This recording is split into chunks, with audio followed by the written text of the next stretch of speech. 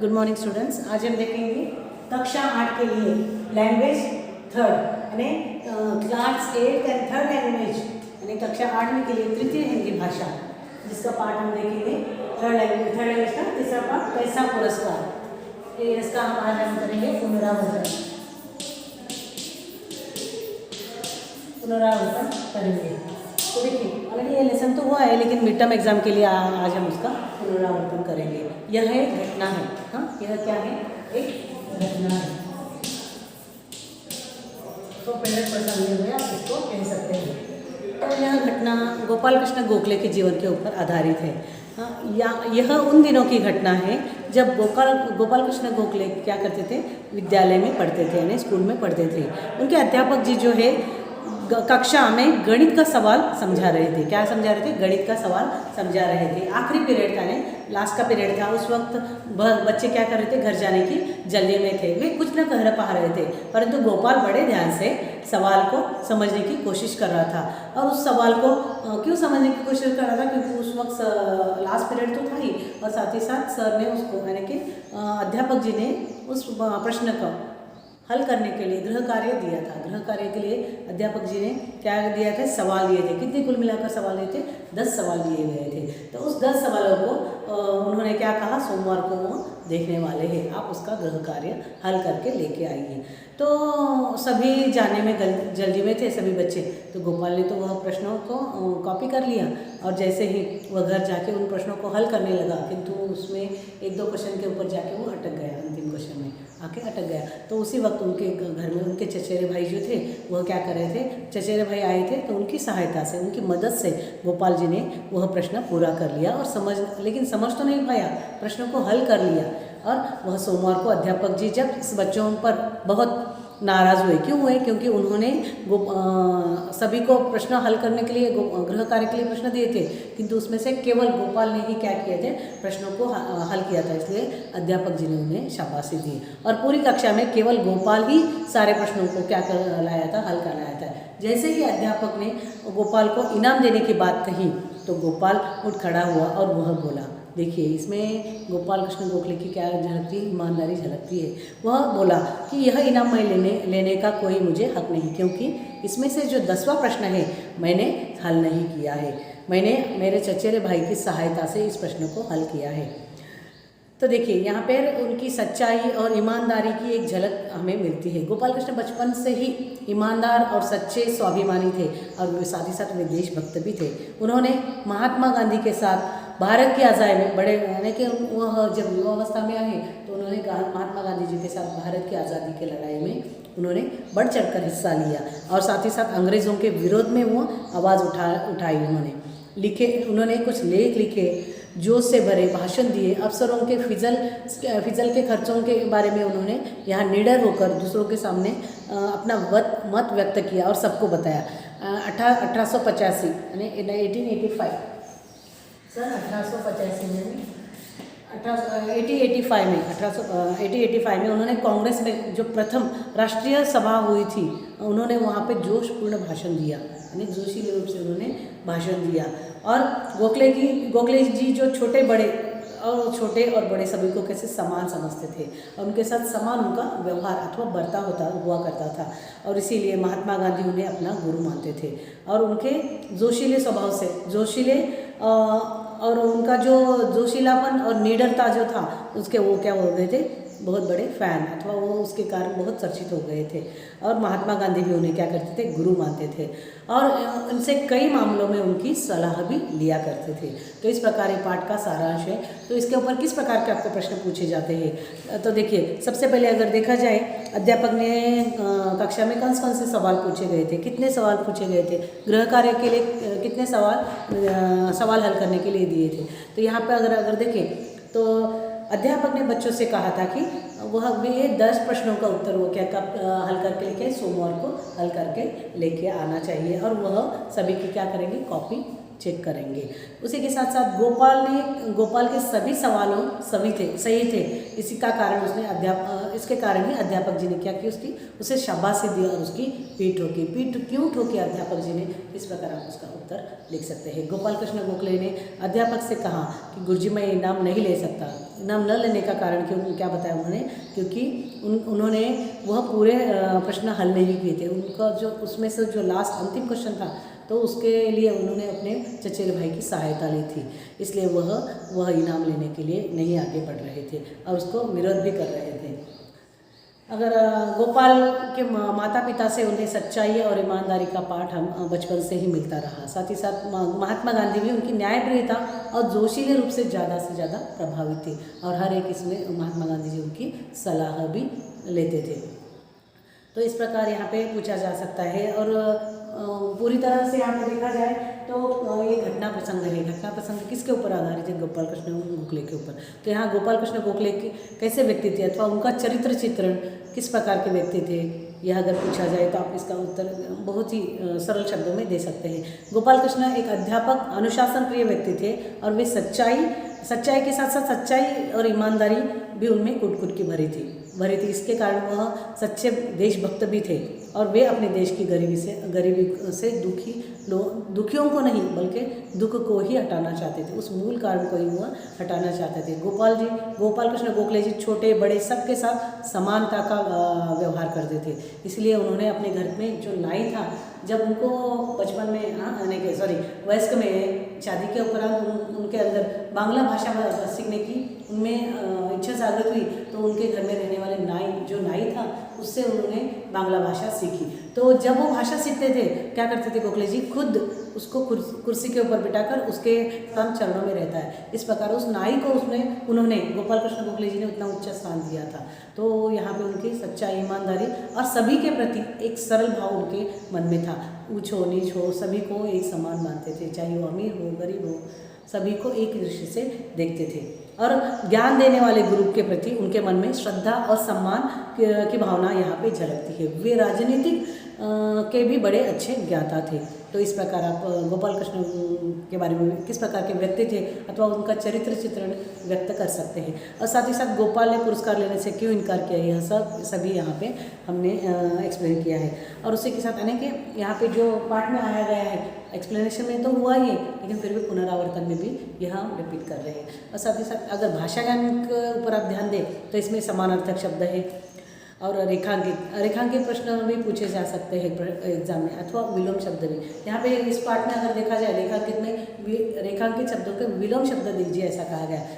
अध्यापक जी ने 10वें फिल इन द ब्लैंक्स यानी डैश डैश का उत्तर पूछा। अगर उत्तर उधर दिया है तो आप उसका विलोम शब्द लिख सकते हैं।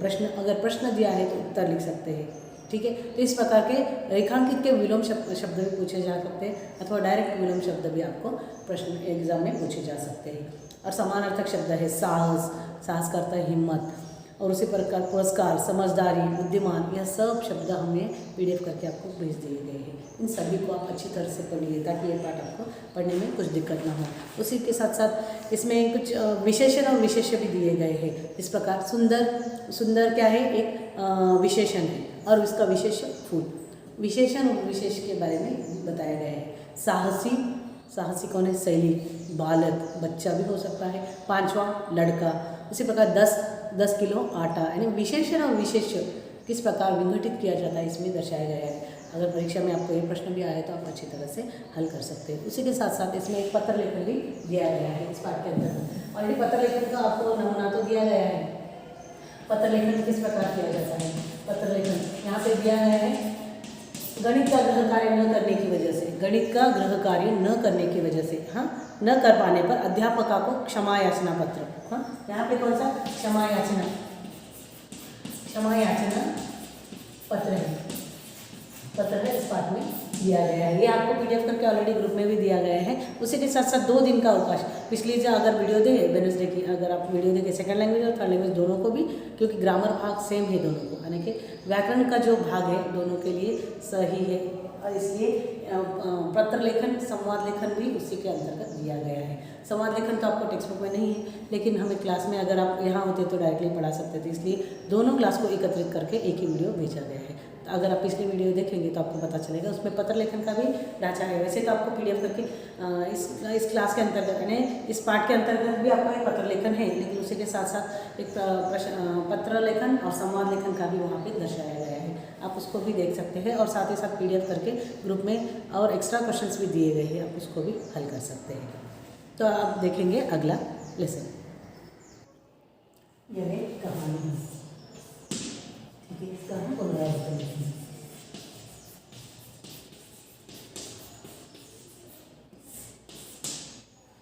तो आइए हम देखेंगे अगला पार्ट का, यानी कल्लूमिया, जो चौथा लेसन है, चौथा पार्ट है कल्लूमिया। यह क्या है, कहानी है, इसके बारे में पुनरावर्तन करेंगे। तो देखिए यहाँ पे कल्लूमिया, जो कल्लूमिया के बारे में बताया गया है, इसका यह कहानी बाढ़ आ जाने के कारण, यानी बाढ़ कहाँ आई थी, केरला प्रदेश में आई थी। बाढ़ से जो क्या हुआ था, इस बाढ़ के कारण राज्य में बहुत सारी हानि हुई थी और बहुत वर्षा होने के कारण किन किन विकट परिस्थितियों का सामना हशमत और सलीमा को यहाँ पे करना पड़ा, यह इस पाठ में दर्शाया गया है। बाढ़ आ जाने पर, कोई प्राकृतिक मुसीबत बाढ़ आने पर अथवा ये कोई प्राकृतिक मुसीबत आ पड़ने पर वह मनुष्य और पशुओं को किस प्रकार ये समान रूप से ही क्या करता है, प्रभावित करती है। ऐसे ही समय में एक दूसरे की मदद से ही हम क्या करते हैं, काम चलाते हैं। कभी कभी इंसान पशु पक्षियों की अथवा जानवरों की मदद करता है, कभी एक ऐसी सिचुएशन यानी ऐसी भी अवस्था आती है कि जानवर भी इंसानों की मदद करते हैं। तो इस पाठ के जरिए, इस कहानी के जरिए यहाँ पे दर्शाया गया है, जो कल्लूमिया है, हशमत मियाँ की किस प्रकार मदद करते हैं, सलीमा और हशमत के परिवार को किस प्रकार वह मदद करते हैं, इस पाठ में दर्शाया गया है। तो इस कहानी में भी पहले आदमी पशु की मदद करता है और फिर वही पशु क्या करता है, आदमी की मदद करता है। एक बार केरल राज्य में क्या हो गई थी, भीषण वर्षा, यानी बहुत वर्षा होने के कारण वहाँ पे बाढ़ आ गई थी और चारों ओर पानी ही पानी ठहरा हुआ था। तो इस कारण मुसीबत पड़ी थी किसके ऊपर, हशमत मियाँ और उनके पत्नी के साथ, और वो बड़े से पेड़ पर के ऊपर जाके चढ़कर बैठ गए थे, क्योंकि जान बचाने के लिए कभी कभी ऐसी भी विकट परिस्थिति आती है, नीचे ज़्यादा पानी होने के कारण वह क्या करते, दोनों पति पत्नी जाके पेड़ के ऊपर जाके एक डाले से चिपक गए, यानी कि वहाँ पर चढ़कर बैठ गए थे। चढ़कर 2 दिन निकल गए, ऐसे ही एक ही दिन नहीं, 2 दिन वैसे ही गए। देखिए 2 दिन निकल गए तो चारों ओर पानी ही पानी था। हशमत और सलीम पेड़ के पत्ते खाकर रह रहे थे, यानी कि देखो खाने के लिए भी कुछ नहीं मिल रहा था, इसलिए उन्होंने क्या किया, पेड़ के पत्ते से खाकर ही अपना गुजारा किया। हशमत ने पेड़ के नीचे एक बच्चे, हाथी के बच्चे को देखा कि कौन सा तो एक जानवर वहाँ से उसे दिखा, तो उसने देखा ध्यान लगा के, तब वो पेड़ के तले से चिपका हुआ एक छोटा सा जानवर था, वो कौन था, हाथी था। उसने उससे भी कुछ नरम पत्ते तोड़कर हाथी को खिलाए। हाँ, छोटा सा हाथी उन्हें तुरंत ही निगल लेता था, जैसे इंसान हलू से खाते हैं, लेकिन जानवर जो है बहुत तीव्रता से, बहुत ही फास्ट खा लेते हैं। और उसमें हाथी का बच्चा हो तो पूछे ही, जैसे उसकी छोटी छोटी जालियाँ तोड़ के वो देता, और हशमत मियाँ वो झट से क्या करता था, तुरंत उसे निगल लेता था। पानी कम होने पर हशमत और सलीमा, जब थोड़ा थोड़ा पानी कम होने लगा तो हशमत और सलीमा नीचे उतरे और अपनी झोपड़ी बनाने के लिए ऊंचाई स्थान पर गए। तो जहाँ सब जगह पे चारों ओर पानी था, लेकिन जब थोड़ा सा पानी उतर गया तो उन दोनों पति पत्नी ने क्या किया, जाके एक ऊंचाई स्थान के ऊपर जाके अपनी एक झोपड़ी बनाई और वहाँ वह रहने लगे। बच्चा, हाथी का बच्चा भी उनके साथ ही गया। देखो उसने बड़ी बड़ी लकड़ियाँ लाकर हशमत को दी और बहुत मदद की। हाँ, झोपड़ी बनाने के लिए उसने लकड़ियों के जो लट्ठे रहते थे बड़े बड़े, वह क्या किया उसने, हशमत मियाँ की मदद के लिए हाथी ने पूरे बड़े बड़े लकड़ी के लट्ठे लाकर उसको झोपड़ियाँ बनाने में मदद की, और वहाँ पे गाँव भी बस गया। ऐसे ही थोड़े से दिन निकल गए। सब लोग उसे कल्लू बुलाने लगे, और उसी हाथी के बच्चे को सब लोग क्या कहने लगे, उसका नाम कड़ुआ मानू, उसको कल्लू बुलाने लगे। और इस प्रकार सभी लोग उसके साथ भी अच्छा बर्ताव करने लगे। गांव में वह बस गए, और गांव में खाने पीने को सभी कुछ ना कुछ ला के देते थे। छोटे बच्चे, हाथी के बच्चे को गुड़, चावल आदि और केले सब ला के देते थे। लेकिन सलीमा क्या करती थी, थोड़ी दिन बीतने के बाद सलीमा को भी बच्चे हो गए थे, वह अपने बच्चों को वह निकाल के रखती थी। यह सब कौन देखता था, कल्लू मियाँ देखता था। वह भूखा रहता था, कभी कभी भूखा रहने पर भी हाथी उन्हें छोड़कर नहीं गया। देखो परिस्थिति विकट आने के बाद भी हशमत मियाँ के साथ ही वह कल्लू रहता था। ना ही कभी हशमत मियाँ ने उसका साथ छोड़ा, ना ही कल्लू ने हशमत मियाँ का साथ छोड़ा।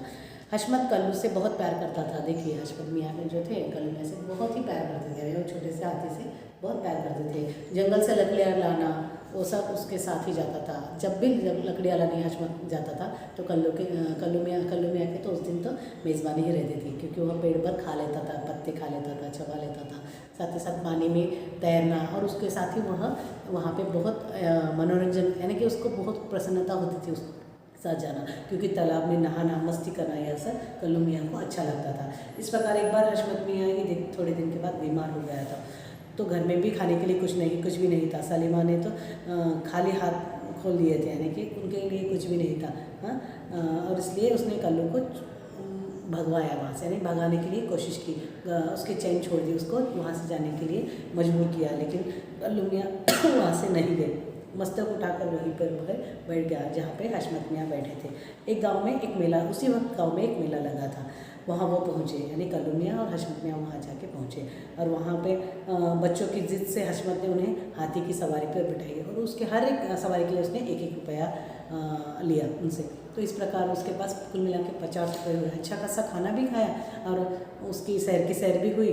तो इसने बहुत दिनों के बाद दोनों ने पेट भर के भोजन खाया, और बाहर का जो था, आप जिस प्रकार होटल का खाना आपको पसंद है, उसी प्रकार उसकी खुशबू भी ज़्यादा रहती है। उन्होंने खाना खा लिया और बचा हुआ खाना बांध कर घर लेके गए, और जैसे ही वह घर पहुँचे तो उन्होंने पत्नी को पैसे दिए। कितने पैसे इकट्ठा किए थे, वो सब पैसे उन्होंने क्या किए, पत्नी के सामने रख दिया, और कहा इस 50 रुपये के साथ साथ खाना भी था, और बहुत दिनों के भूखे पेट बैठे हुए बच्चे भी खुश हुए।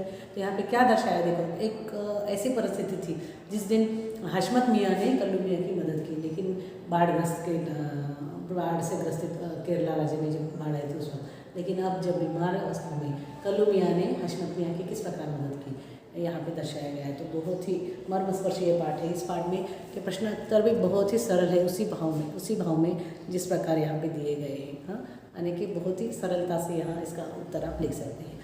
हशमत मियाँ और सलीमा अपनी जान बचाने के लिए पेड़ के ऊपर बैठे थे, साथ ही साथ हशमत मियाँ ने अपनी भूख मिटाने के लिए नरम पत्ते खाए बाढ़ग्रस्त अवस्था में, और उसके साथ ही हशमत मियाँ का साथ उसका व्यवहार कैसा था, उसकी पत्नी का व्यवहार कैसा था।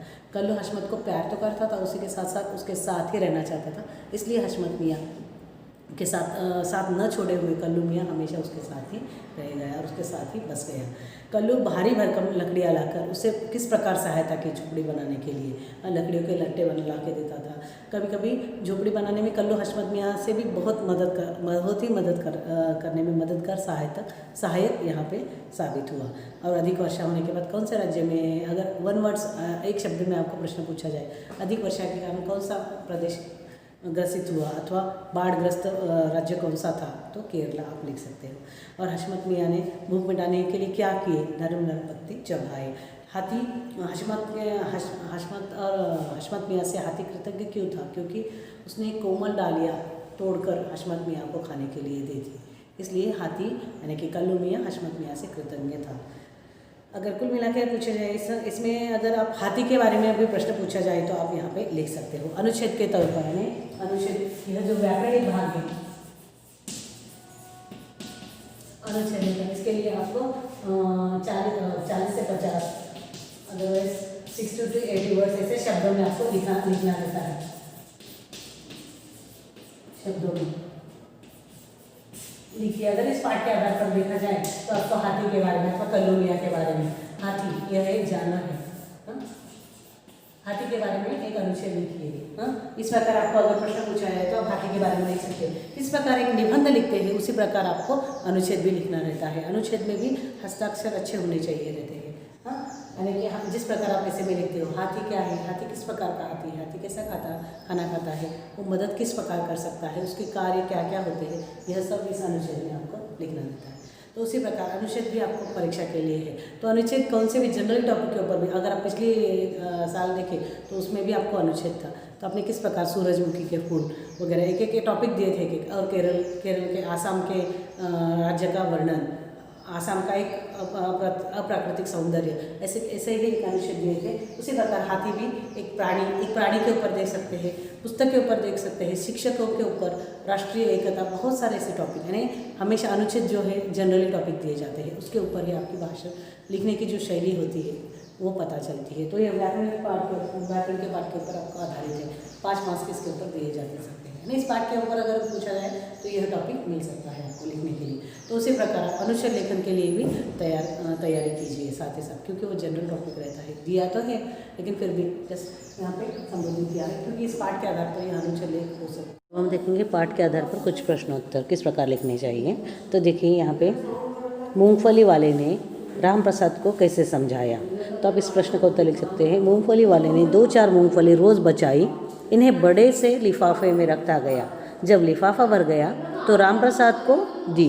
तो किस प्रकार उसने राम प्रसाद को सीधे से शब्दों में समझाया कि किस प्रकार बचत करनी चाहिए। तो आइए देखेंगे दूसरा प्रश्न गोपाल कृष्ण गोखले कैसे इंसान थे। तो यह कैसा पुरस्कार में एक घटना यानी कि गोपाल कृष्ण जी के जीवन के ऊपर आधारित है।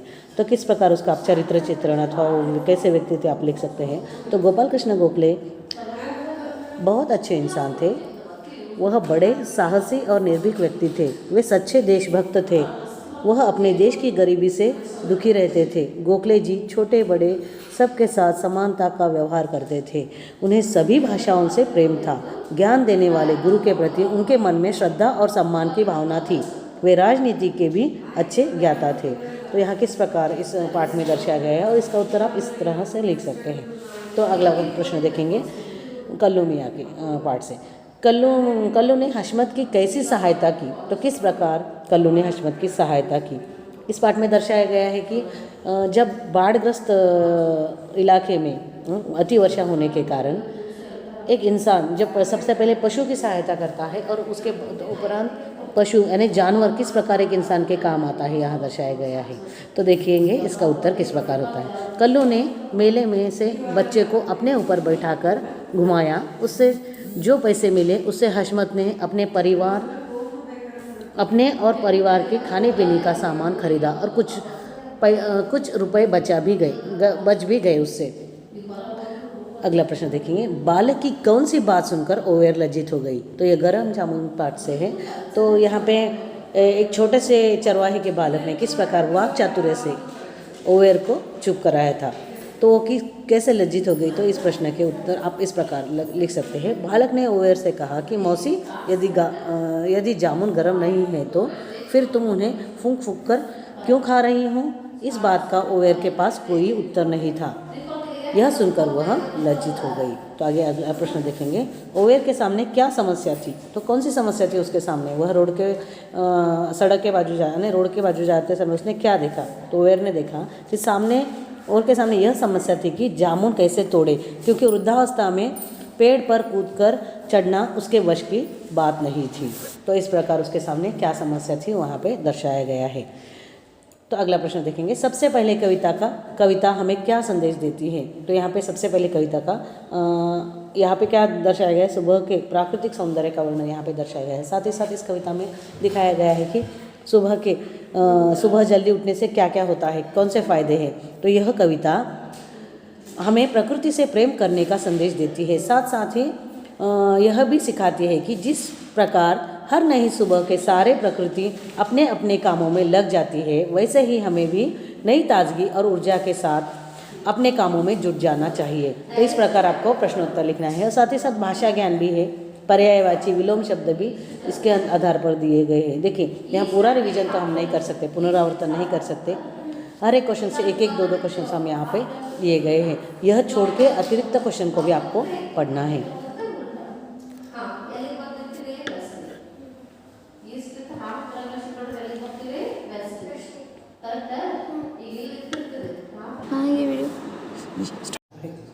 तो आशा करती हूँ ये वीडियो आपको पसंद आया हो। और साथ ही साथ इसके ऊपर जो भी है भाषा ज्ञान में प्रश्न जो दिए गए हैं, विशेषण विशेष पर्याय विलोम लिंग बदलो यानी कि अभी देखिए फॉर एग्जाम्पल हाथी का ही लिंग क्या होता है, लिंग परिवर्तन हाथी नहीं हो सकता है। और उसी के साथ साथ बच्चा, हाथी, पति, पत्नी यानी लिंग परिवर्तन कीजिए। इसमें एक ग्रामर में यानी भाषा ज्ञान में इस पाठ के आधार पर दिया गया है। और भाववाचक संज्ञाएँ भी दी गई है, परेशान परेशानी, मीठा मिठास, प्रसन्नता, इस प्रकार की भाववाचक संज्ञाएँ भी भाषा ज्ञान के अंदर आ सकते हैं। और खाली जगह भरिए वह तो आपको PDF करके पूरी की पूरी फाइल दी गई है। उसी के साथ साथ एक पत्र का भी आपको यहाँ पे प्रारूप दिया गया है। पिछले दिनों आप अपने सहपाठियों के साथ पिकनिक पर गए थे, इसके बारे में बताते हुए, यानी यात्रा में जो भी घटनाएं घटी, यात्रा वृत्तांत पत्र के जरिए आपको मित्र को बताना है। इसकी PDF ऑलरेडी दे चुकी है, हाँ आप उसको भी पढ़िए अच्छी तरह से। पत्र लेखन या संवाद लेखन, यानी ग्रामर में आपको मार्क्स की कटौती की वजह से भाषा ज्ञान जो लेखन पाठ होता है उसमें पत्र लेखन, संवाद लेखन, पत्र लेखन और संवाद लेखन दोनों में से एक आएगा, अनुच्छेद लेखन, और साथ ही साथ जो भी ग्रामर के पार्ट्स है वो उसमें आपको लिखना है। चित्र वर्णन, सर लास्ट में अनुच्छेद लेखन, चित्र वर्णन, संवाद लेखन अथवा पत्र लेखन और संवाद लेखन में और क्वेश्चन रहता है। और क्वेश्चन तो दे नहीं सकते, इसलिए संवाद लेखन दिया गया है। लेकिन दोनों भी आप ग्रामर के जो भी लिखित पार्ट है, लेखन का जो भी भाग है, आप अच्छी तरह से रेफर कीजिए। फिर मिलेंगे अगले वीडियो के साथ, तब तक के लिए धन्यवाद।